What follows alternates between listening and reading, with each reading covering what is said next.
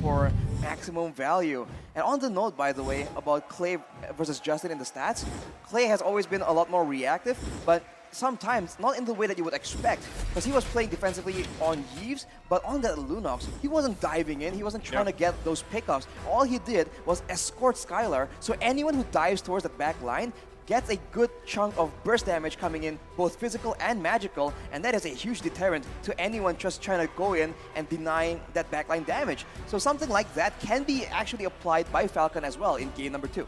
Oh, great points here from both of you, and you know, we're already here. Few bans out for both teams. There's the third one for the first phase from Falcon. They're going to take out the Joy. Great choice here. The Eve and the Carry, pretty much 3 picks that are better taken out, right? Especially if you have this play style.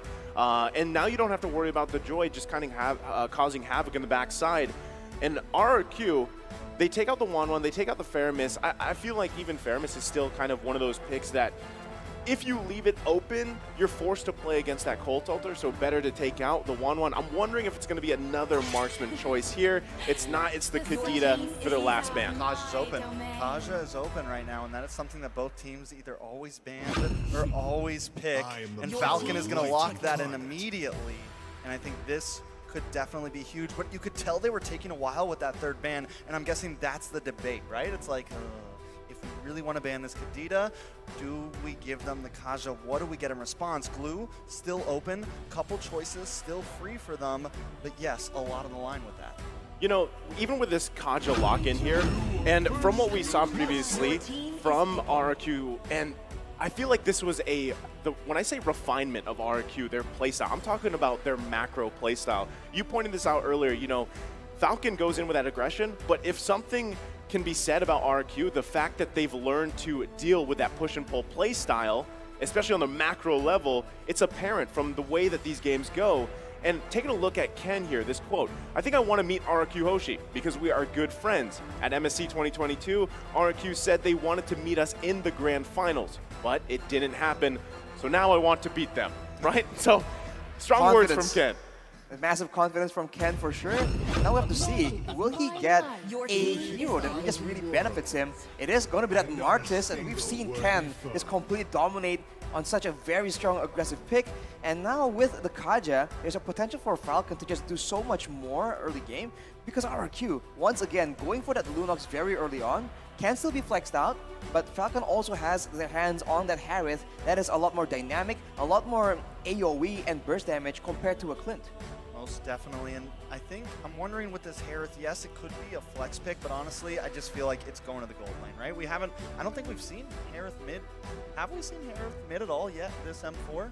This M4, I'm not sure, but we've seen it before. Of course it's possible, yes, but I got a feeling ZipX has played it before. He's done well with it, so not a whole lot of flexibility on the side of Falcon. Yes, it is there, but I don't think we're going to see it. Now, Grok will get locked in here, and with the glue pick already, my guess is the Grok will be Rome here. Now, the Lunox pick, right? Up front, they don't waste any time. They pick it up. They had a great game with it last time. How do you feel about it, Nicer?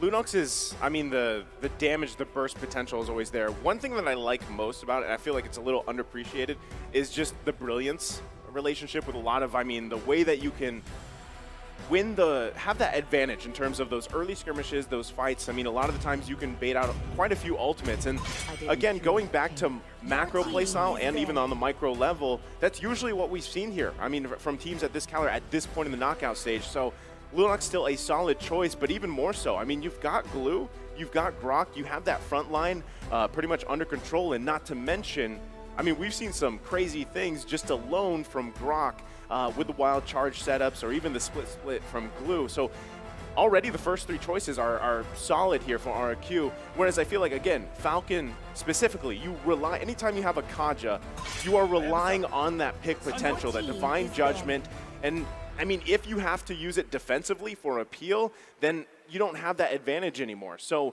you want to be able to match that up, right? Now, if this is that Harith, most likely going in the hands of ZipX, we've seen Harith fall off really early on if you can't get those kills, and then you're just left with pretty much Zaman Force, you know, bouncing back and forth, and your damage just isn't there. I think RRQ for sure understands that as well. They know that Falcon, they have a lot of pick potential. They have a strong jungler, a strong roamer with great crowd control, but they also need a strong mid laner to supplement that, to ensure that the mid lane isn't constantly shoved on, and to ensure that they have a numbers advantage if they are roaming around as well. 3 bans onto Justin, the main playmaker, and you have to wonder right now, in his shoes, what exactly can he go for? Because for the most part, right, the bulk of the quote-unquote meta heroes has been banned away. And Justin, we've seen that on more passive heroes, he really does not shine as brilliantly as he usually does on these playmaking heroes. Definitely interesting, and I'm thinking the same thing. What does Justin go for here? The Kadita, the Valentina, the Farza, the Yve, all picked off. So there's not that, I mean, I don't think there's any more like zone area heroes. Of course, the Harith could still get flexed over, but definitely limiting down there onto his hero pool. I think the only thing that I'm thinking of is maybe Lilia, right? But still, I guess it really depends where the Harith is going, and maybe still it's flex, but Lilia would be a good option. At least you can clear, you can push fast, and you still have, in a way, it's pretty much the counter relationship between baiting out ultimates from RRQ, because that's what we talked about with Brilliance from Lunok. So if you have the Lilia, you have that Black Shoes, you can hopefully, if you can, juke some things out and then get that advantage, because then you fall back on that Kaja pick for the Divine Judgment. Still, a lot of it relies on what else do you have? You know, can you, because it's great if you can get a pick off, but if you don't have that follow-up damage to actually get those kills, that's where you struggle. So even more so, RQ goes again with this durability route. Not only do they have Glue and Grok, but now they have Frederick. Now this is a bit troublesome for Falcon, because previously RRQ, they don't really have the strongest of front lines. They had Vin on that Grok with full defensive items, and now it's a complete contrast. They are the ones with 3 heroes, and Falcon will be the ones trying to attempt to actually crack through the front line, and that seems to be their exact approach. Having the Harith, Granger, and Lilia, a strong mix of burst and DPS from multiple sources, right? Physical and magical. And in the late game, with items, Justin can definitely melt down multiple heroes at the same time. That is the power of the quote-unquote DPS of the Lilia. But for RRQ, there you go. Three solid frontline heroes, 2 very solid backline characters. It's going to be a front-to-back.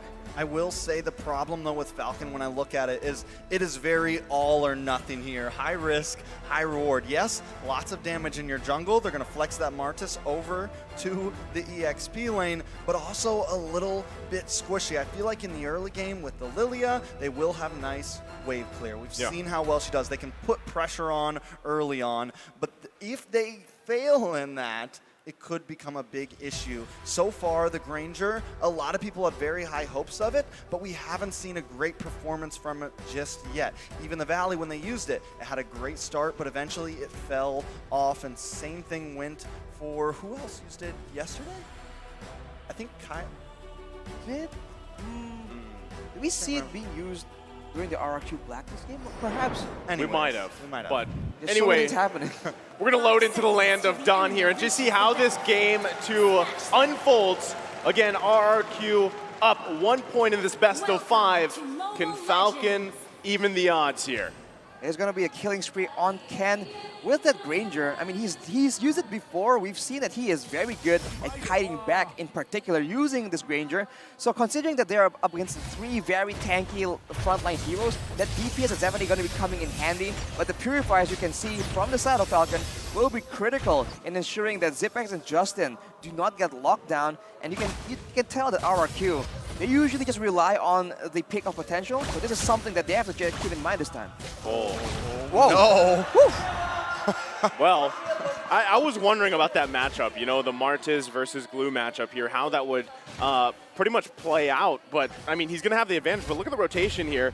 Naomi and Ken making their way to the bottom side for R7, but gets the information. Now, I do also want to say that the thing about Granger, we've seen some amazing gameplay from the hero alone in different hands here, but what we have what we've seen is late game, eventually, even when you have a good start, Granger kind of falls off a little bit to the point where even the ultimate it's either you get that last killing blow or it just does no damage. And when you're talking about 3 tanky boys from RRQ, eventually it's going to be tough to deal with. Yeah, but Ken doing a nice bit of damage. The problem is Naomi doesn't have that level 4 just yet. Falcon needs to at least wait for that, or at least wait for Justin to hit level 4 till they can really push the aggression. Level 4 on Justin, that's definitely something they can try and attempt. They can be a lot more risky with their pushes. But on that point, on the Granger, that is a very solid point. It's a very ability-reliant marksman. So in the early game, it's dangerous, and in the mid game, it's going to be very strong. But in the late game, Skylar on this Beatrix will be out-damaging him quite a bit. But in the early game, though, this is where it's dangerous for RRQ. You can see Desanata didn't land the final one, though. R7 able to get away, and that is very important for RRQ. As long as they don't let Ken pick up these early game kills, it'll be very good for them. Yeah, right now, first turtle of the game going to be up here. Both teams just trying to get that advantage. R7's going to make his way here as it ensues, but Yellow Flash looking for an opening as well. Ken waiting patiently, a lot of poking going on. Here they go. Nice retribution onto R7. R7 going to get dragged back in. Vin trying to find it, just can't. Justin picks up Vin and R7. That is huge. Albert, though, walks in and takes the turtle with ease. No sweat off his back. That is 2 kills traded for the turtle. In a way, it's not the worst of trades, but definitely, I think, gonna be a bit of an advantage for Falcon in the early game, man. These heroes, the Lilia in particular, is just so strong. Building towards an enchanted talisman, not quite there just yet, but the cooldown boots you can see. Falcon is gonna be very ability reliant, and the longer the game goes towards that mid game, RRQ, they cannot be as reckless as they were in game number 1, because if Falcon gets snowballing, this team comp is a lot more dangerous.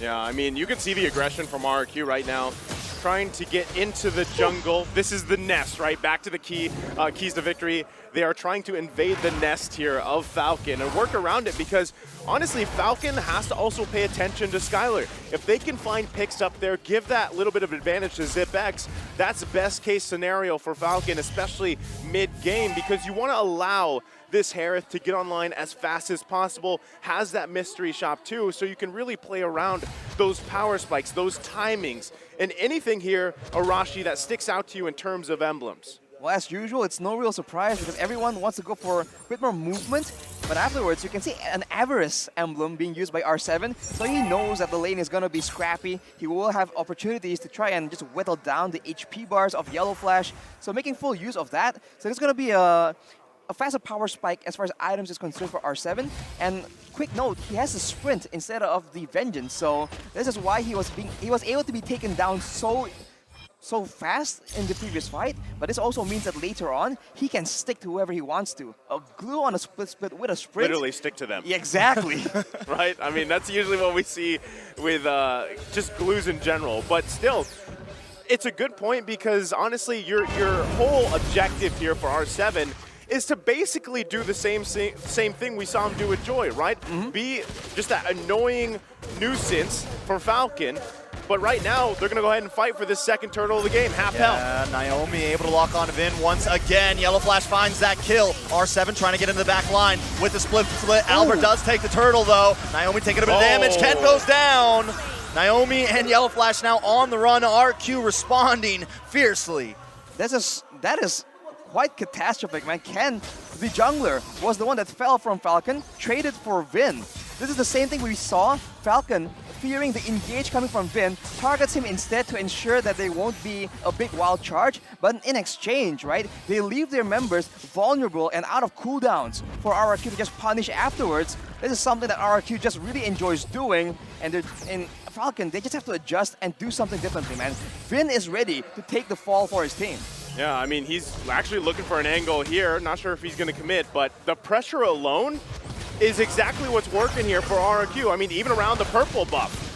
A lot of damage does come on to Albert, but he is a tanky boy along with Vin. Clay also being some kill threat. ZipX does drop the Zaman's Force, trying to lock on to Vin here. Still Gonna need going. to watch out for Skylar, though. Doing a nice amount of damage. Ken and Naomi also here as well, but the disengage does happen.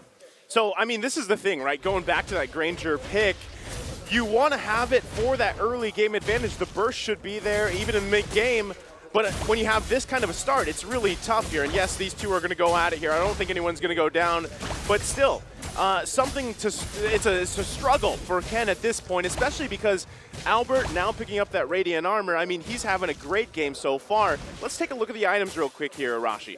Well, as you mentioned, Ken with the Hunter Strike, attempting to just get a lot more value, more chase, more slowdowns, and Justin now with the Enchanted Talisman, that's a lot of clear, a lot of DPS still. It only depends if RRQ actually stick around and crowd together for the damage to come through.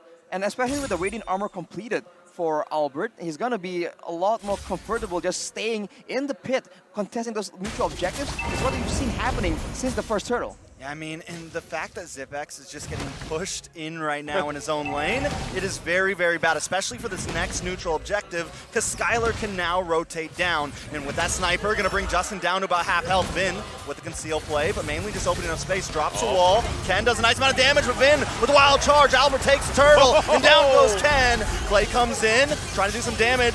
We do see Zipex drop some on Sports, but it's still not enough. RQ taking claim over the land of Dawn.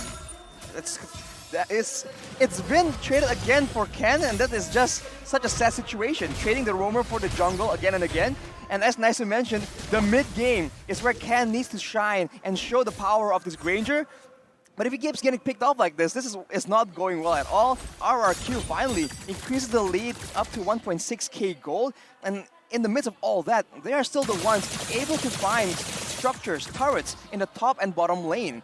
Falcon will slowly but surely lose control, and that is where RRQ shines, when they can set traps for their opponents in the bushes, and especially if you take a look at the items here, Skylar with the BOD, that's a lot of burst damage coming in from the Bandit's Rage or the Nibiru's Passion, so Falcon now needs to be very careful where they step, lest they get engaged on by Albert or Vin. Not only that, okay, hold on, Vin. Second, wild charge does come down. Vin, though, will fall. Ken now moving on to Albert. Albert getting stunned up, getting slowed down, will get knocked up, able to dash through the wall, though. Naomi now trying to lock onto Skylar, but they find the distance. R7 with a huge stun onto 3 members. Snipe shot comes out, just misses. And now Falcon under the tower, no kills on the board other than Vin. So that could have gone way worse for RRQ, but because of this lack of damage from Falcon, they weren't able to continue to follow up there. Now what's great, Ken was able to get a kill, right? Helps him a little bit in the itemization, because earlier, before that, he was about 1,000 gold behind of Albert, plus about 2 levels. So, like you said, like we've been saying, he needs to be able to shine. There's the damage. Ooh, that's a lot of damage, but he doesn't have the Death Sonata right now. Naomi trying to come into the backside. Justin as well, diving under the tower. Skylar tries to hit above, but cannot weave. Albert now moving on to Naomi. Naomi will fall. Albert look for Justin. Death Sonata comes out, but still not enough damage. Justin doesn't have the black shoes. Needs to try to walk away from this. Gonna walk right into R7 though. He's able to move, but he goes down. It's a 2-for-2 trade on the map.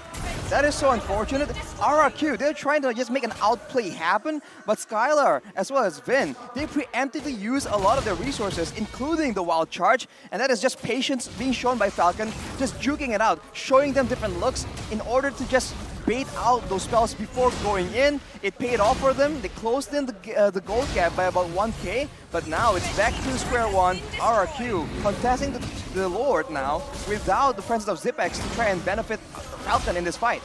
Yeah, and they are going to hold down. We got to watch for Naomi hiding out in this mid bush. One other thing, Falcon has taken a few towers across the map. Now they're all going to try to group up here. Vin brings in the wild charge. Naomi annihilated. Now RQ wants to move in. Albert able to take the Lord. R7 into the backside, but Falcon needs to try to retreat.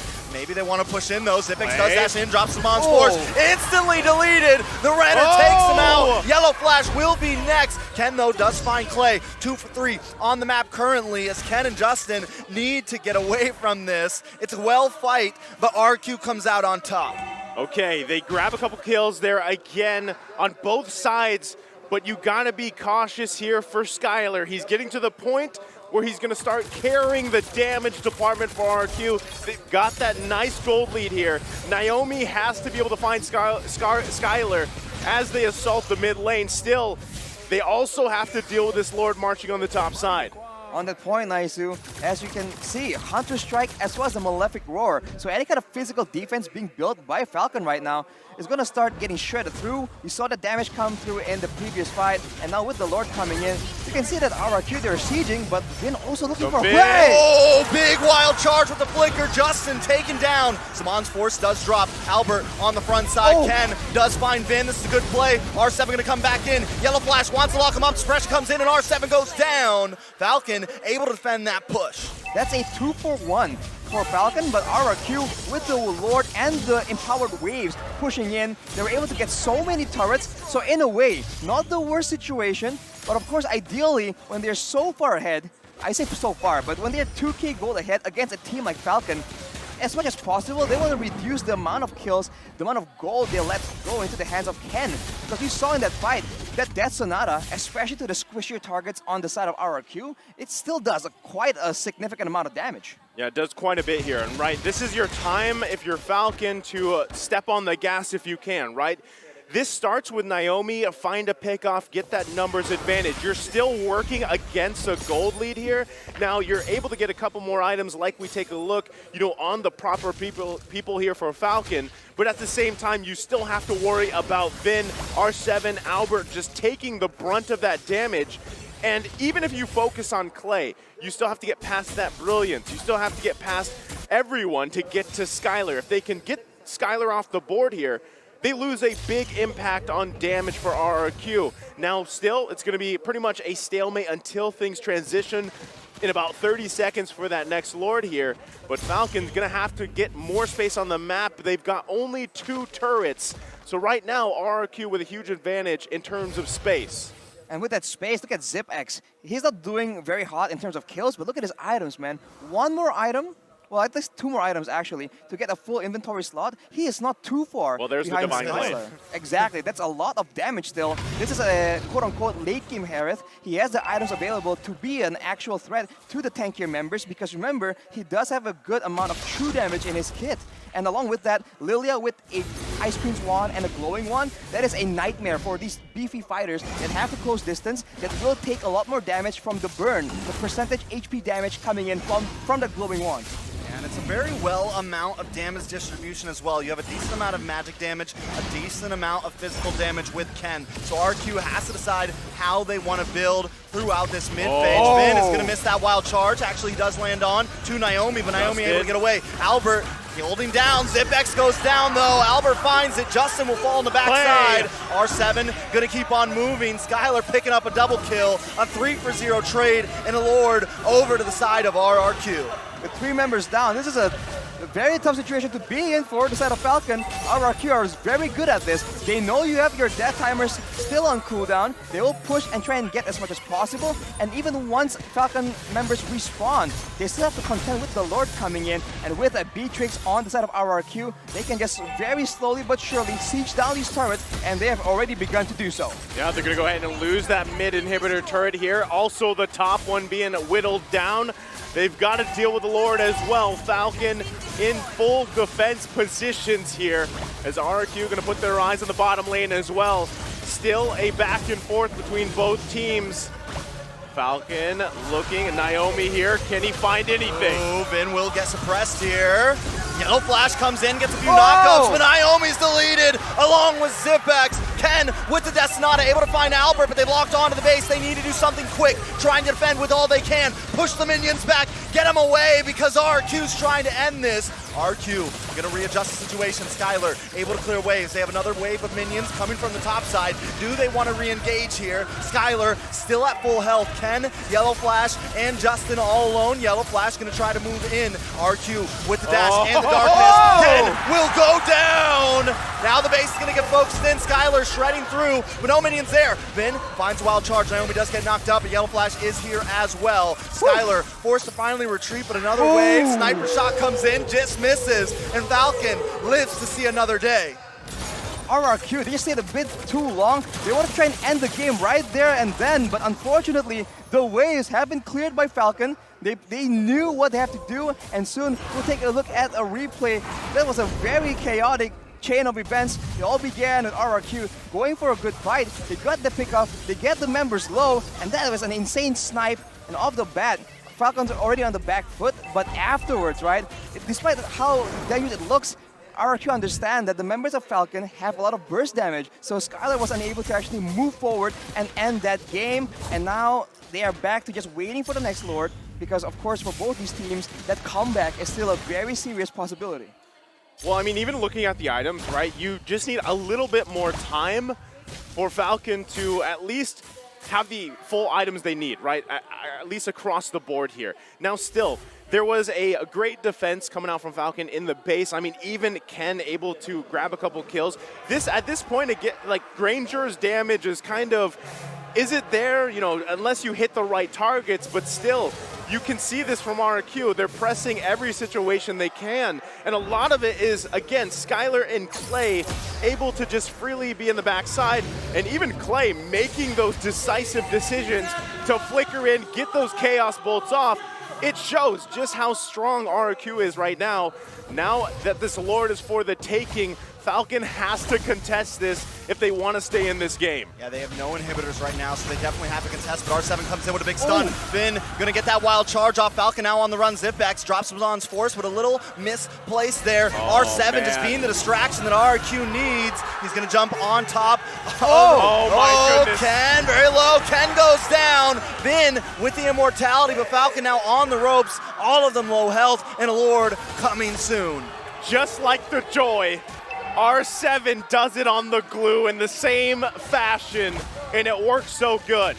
RRQ, they understand that the main damage threat is going to be Ken on the Granger. They send R7 after him, and during that split, when he was mounted onto Ken, he preemptively placed the Slam to ensure that he can pull Ken back, and now RRQ are going for the kill. Yeah, the Lord's gonna come in. They're gonna try to defend Yellow Flash, getting a couple decent knockups there. Black Shoes does pop for Justin. R7 trying to defend. Lord is locked on. Base getting chunked, trying to defend, but this will be it. RQ takes game number 2. Wow. Match point.